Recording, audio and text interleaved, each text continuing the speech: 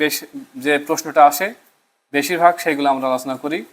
তা হলো ইউএন অর্থাৎ জাতিসংঘ, এখান থেকে প্রশ্ন হয় কোথায় অবস্থিত, কে জমিদান করছে, পতাকার রং কেমন, বর্তমান মহাসচিব কে, প্রথম মহাসচিব কে ছিলেন, 1971 সালের মহাসচিব কে ছিলেন, কয়টি এর প্রধান অঙ্গ সংস্থা আছে, কোনটার কি কাজ, ভেটো সদস্য অর্থাৎ জাতিসংঘের স্থায়ী সদস্য কতজন, ভেটো পাওয়া আছে কার কার, এইসব বিষয়গুলো নিয়ে এটা থেকে প্রশ্ন হয়। WHO ওয়ার্ল্ড, এটা হু বলি, হ্যাঁ আসলে হু হয় না, WHO world health organization, IMF বিশ্ব ব্যাংক, ওয়ার্ল্ড ব্যাংক যেটা, ঠিক আছে, ন্যাটো,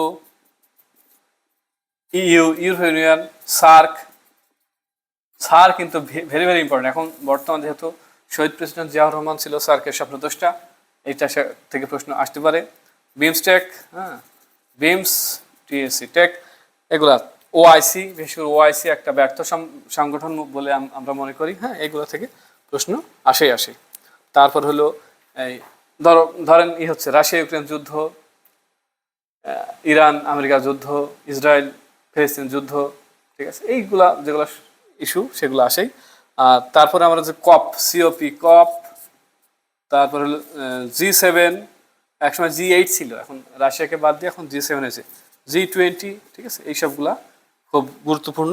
তাছাড়াও মুদ্রা, রাজধানী, পতাকা, বিশেষ করে মুদ্রা এবং রাজধানী, এটা বেশ পরীক্ষা এখনো আসে। আগে তো অবশ্যই একটা করে থাকতো, এখনো এই রাজধানী মুদ্রা অবশ্যই আমরা পাই, ঠিক আছে।